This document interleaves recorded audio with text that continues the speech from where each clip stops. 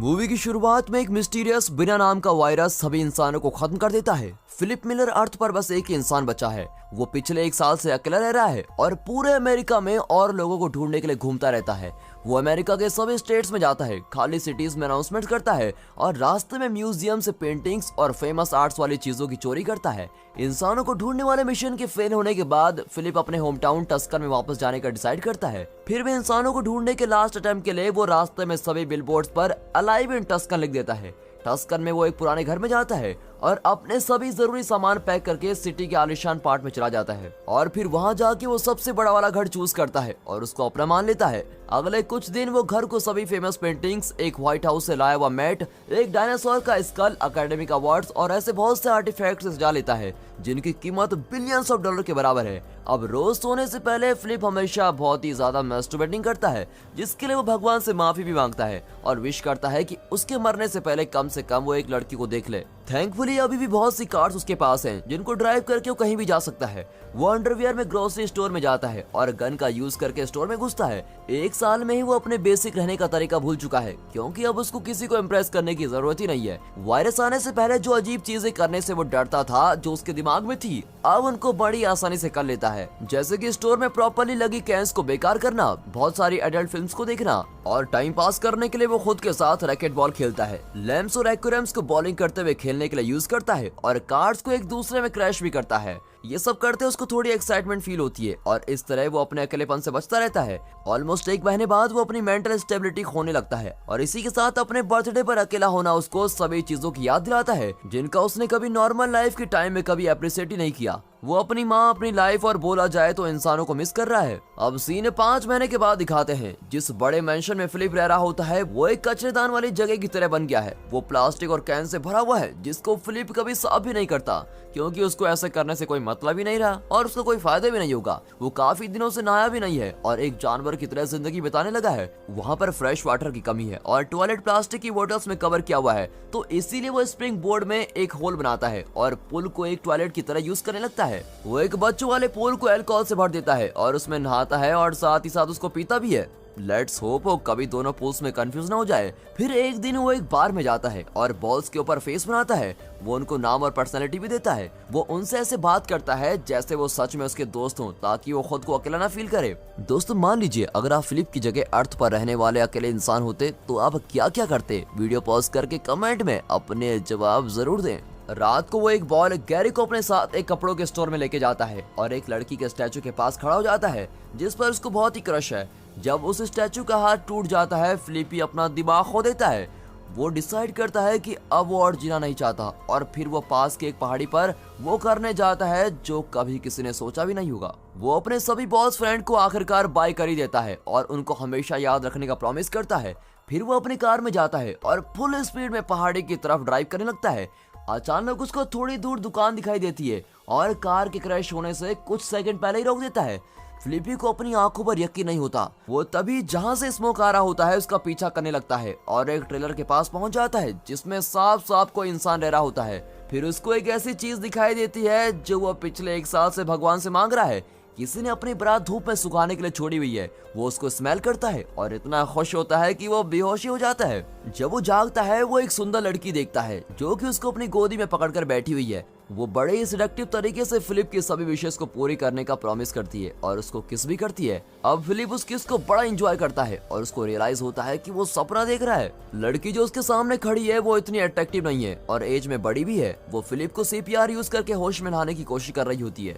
वो किसी इंसान को इतने समय बाद देख रहे हैं, इसलिए वो बड़ा ही अजीब फील करके एक दूसरे से दूर हो जाते हैं। फिलिप उससे पूछता है कि सुंदर वाली लड़की कहाँ गई और तब वो लड़की उसको इस चीज से ज्यादा अपनी गिली पैंट्स के बारे में सोचने के लिए बोलती है। जब वो बेहोश हुआ था तब उसने पेशाब कर लिया था। अब ऐसी सिचुएशन में होने के बाद फिलिप बोलता है कि वो स्विमिंग कर रहा था, इस वजह से उसकी अंडरपैंट्स गिली हुई है। वो झगड़ते हुए बोलने लगता है कि उसने खुद के ऊपर पेशाब नहीं किया है और जिस वजह से वो लड़की पैनिक हो जाती है। वो अपनी गन निकालती है और फिलिप से दूर रहने के लिए बोलती है। फिलिप मान लेता है कि उसने पैंट्स में पी किया है और वो शर्मिंदा भी है।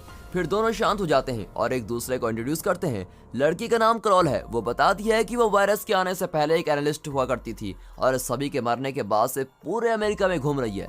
उसने अलाइव इन टस्कन का बोर्ड देखा था और देखने के लिए आ गई कि क्या वही दुनिया में लास्ट इंसान जिंदा है। वैसे तो फिलिप किसी औरत से मिलने के लिए कुछ भी करता, लेकिन क्रॉल को देखकर वो ज्यादा एक्साइटेड भी नहीं है। फिर करोल बार बार उसकी ग्रामर को करेक्ट किए जा रही होती है, उसके जोक्स उसको समझ में नहीं आते और फालतू के टॉपिक्स के बारे में बात की जा रही है। अब कुछ देर तक बात करने के बाद वो एक ग्रोसरी स्टोर में जाने का डिसाइड करते हैं। रास्ते में क्रॉल स्टॉप सिग्नल को क्रॉस करने के बारे में कंप्लेंट करती है। उन दोनों में बहस होती है। फिलिप बोलता है कि यहाँ तो कोई ट्रैफिक ही नहीं है, तो हम फिर रूल फॉलो क्यों करें, लेकिन क्रॉल अपनी बात पर फिक्स रहती है और कहती है कि उनको रूल्स को फॉलो करना चाहिए चाहे कंडीशन कैसे भी हो। अब उसको बेटर फील करवाने के लिए फिलिप एक स्टॉप सिग्नल पर रुकता है और रोड के दोनों तरफ भी देखता है कि कोई रास्ते में आ तो नहीं रहा है। क्रॉल का डांटना खत्म नहीं हुआ है जब वो ग्रोसरी स्टोर पहुंचते हैं और फिलिप हैंडीकैप वाली जगह पर पार्क कर लेता है। अब ये उन दोनों की 5वीं बार बहस हो रही है। फिलिप बोलता है कि किसी भी हैंडीकैप पर्सन के लिए यहाँ कार पार्क करने के लिए बहुत सारी जगह है। जब क्रॉल अभी भी उसको कार कहीं और पार्क करने के लिए बोलती रहती है, तब वो कार को डायरेक्ट स्टोर में लेके जाता है। अब इसके बाद क्रॉल फिलिप के घर जाती है और फिलिप के रहने के तरीके को बिल्कुल पसंद नहीं करती।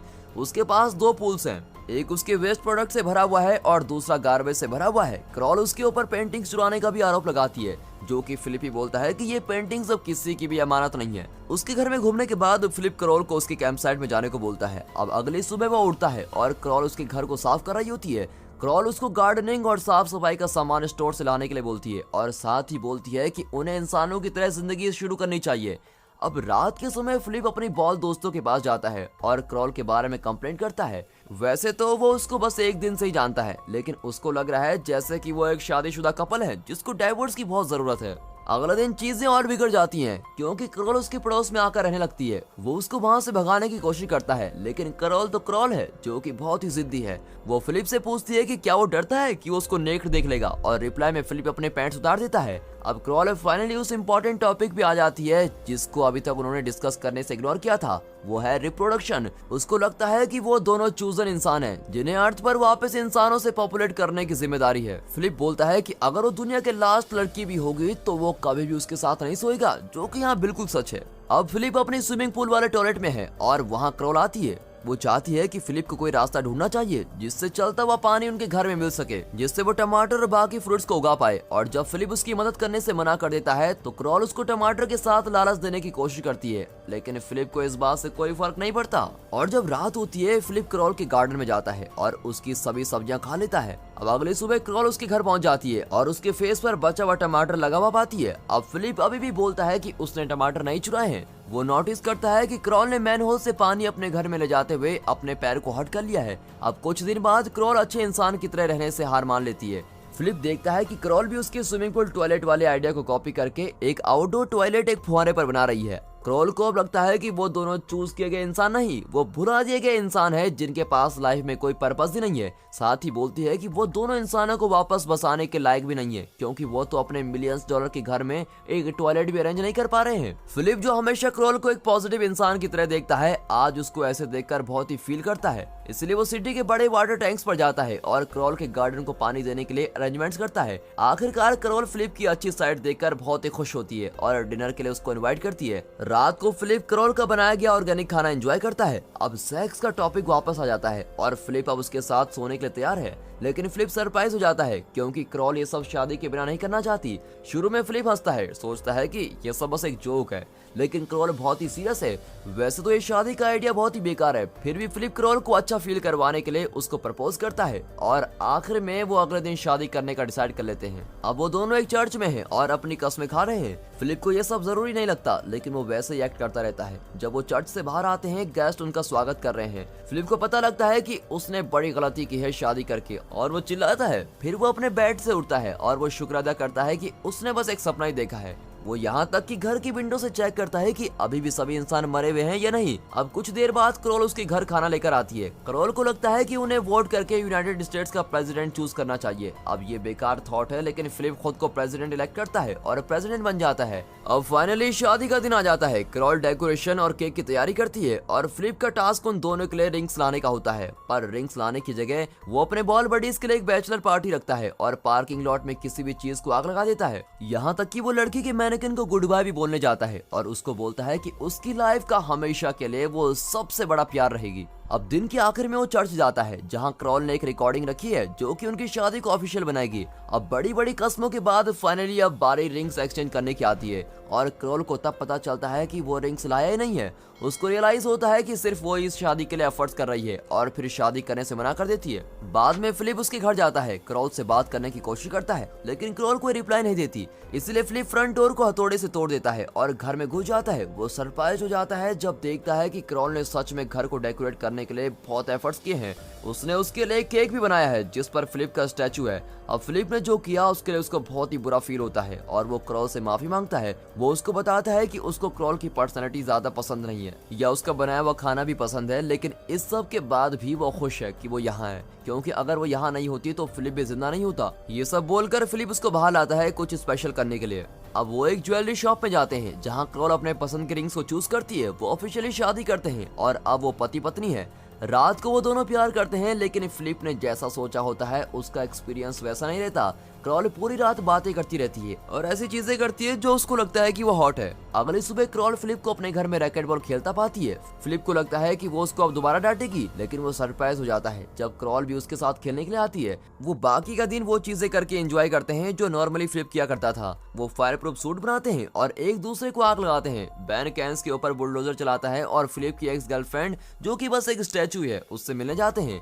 क्रॉल थोड़ी देर उसकी एक्स से बातें करती है और फिर उसको उसके पति पे लाइन मारने के लिए पिटाई करती है। अब फिलिप काफी खुश है कि उसने क्रॉल से शादी कर ली है और उसको लगता है कि वो अपनी जिंदगी ठीक ठाक चला लेगा। जब वो घर जा रहे होते हैं तो वो अचानक एक कार को हिट कर देते हैं। शॉक होकर फिलिप कार की तरफ दौड़ता हुआ जाता है और कार से एक सुंदर लड़की को निकलता देखता है। जब उसको अपनी वाइफ के साथ खुशी फील होने ही लगी है, उसको अपनी शादी करने पर बहुत बुरा फील होता है और ये एपिसोड यहाँ पर खत्म होता है।